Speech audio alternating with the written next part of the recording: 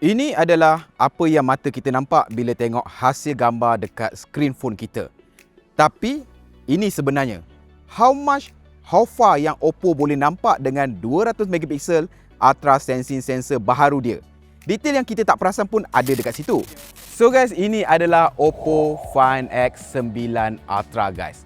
Jadi setiap tahun, jenama memang berlumba-lumba nak hasilkan flagship dengan kamera yang terbaik. Tapi kali ni Oppo bukan setakat bagi sensor yang besar, tapi dia macam sumbat jiwa Hasselblad terus dekat dalam peranti Ultra ni.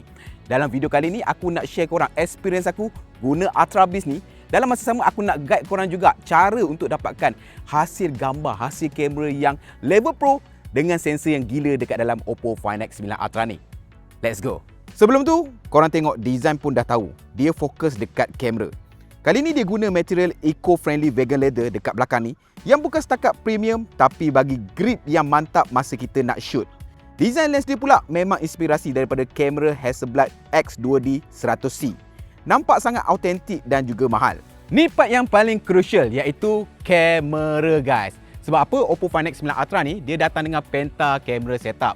Korang bayangkan macam ni je lah seolah-olah macam ada 8 focal length Hasselblad dekat dalam package sebuah smartphone dalam poket korang guys. So jom aku tunjukkan macam mana cara nak guna step satu supaya nampak macam pro photographer. First, kalau korang nak dapat the best result masa daylight, korang wajib aktifkan Hasselblad High Res Mode dan tekan ikon 200 megapiksel. Jangan takut untuk frame balik gambar korang lepas dah snap tau. Sebab apa? Main kamera dia guna sensor 200 megapiksel Sony LYT901 yang besar dan juga powerful. Sensor Lithium 901 ni saiz dia 1 inci tau. Paling besar untuk sensor 200 megapiksel setakat ini. So bila korang snap high res, file tu penuh dengan data. Korang tengok kualiti secondary framing dia, walaupun dah crop berkali-kali, gambar tetap sharp dan tak ada noise yang pelik-pelik sebab ada bantuan Lumo Image Engine. Paling impresif bila masuk low light ataupun malam, dia guna real time triple exposure untuk jaga dynamic range. Lampu neon nampak tajam, kawasan gelap tak hilang detail dan warna tak nampak fade ataupun terlalu cerah.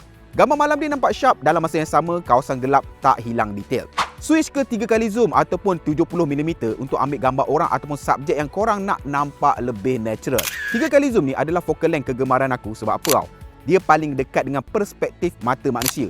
Ini sensor telefoto terbesar dalam smartphone ketika ini, 1/1.28 inch. So bila malam, gambar still nampak clean sebab dia tangkap 890% lebih banyak cahaya berbanding dengan pesaing lain. Dan kalau korang nak shoot benda yang kecil, micro, dekatkan je phone korang untuk auto switch ke telemakro. Telemakro dia pula bagi fokus distance serendah sedekat 15cm dengan bokeh yang sangat creamy dan juga mahal. Detail makro dia memang cukup gila lah. Korang boleh nampak setiap serat ataupun debunga dengan optical level clarity. If let's say korang nak zoom jauh lagi ataupun nak ambil candid tanpa ganggu orang lain, tekan ataupun pilih terus 10 kali optical zoom dia. Ini adalah 10 kali optical zoom pertama dalam industri dengan 50 megapiksel sensor. Dia guna struktur quintuple prism yang pantulkan cahaya 5 kali untuk bagi kualiti optikal dalam badan phone yang senipis ini. Walaupun malam, sensor 50 megapiksel ni tetap bagi gambar yang cerah dan juga sharp. Korang boleh zoom sampai 20 kali pun masih dapat kualiti optikal yang solid. Nak ambil shot luas sikit macam bangunan besar ataupun ruangan yang sedikit sempit, tukar je pada 50 megapiksel ultra wide angle mode dia. Sensor ultra wide angle Oppo ni boleh absorb 56% lebih cahaya berbanding dengan siri sebelumnya. Hasilnya, gambar nampak lebih terang dan juga detail walaupun korang shoot masa matahari dah nak terbenam. Warna dekat bahagian-bahagian tepi gambar pun tak ada masalah distortion ataupun kabur yang ketara. Kalau nak ambil gambar orang ataupun gambar portrait pula, pilih mode portrait dan juga biarkan AI dia buat kerja dia. Ini adalah antara yang paling clear dekat dalam industri setakat ini.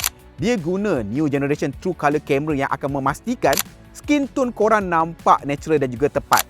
Tak kira dalam apa jua lighting condition. So bila shoot malam, separation antara orang dengan lampu-lampu bokeh dekat belakang pun nampak clean macam pakai lens f1.4. Kalau korang nak lebih artistik, masuk master mode dan juga cuba 9 film simulation je. So warna dia sangat natural, highlight nampak crisp, tapi shadow dia tetap deep dan juga berdimensi. Dia tak overprocess gambar korang jadi macam kartun, tapi dia bagi hasil yang nampak timeless dan juga unik dalam masa yang sama. Untuk video pula, dia support 4K 120fps dan juga 8K 30fps. The best part adalah 4K 120fps Oppo ni dia boleh guna juga untuk 3 kali zoom.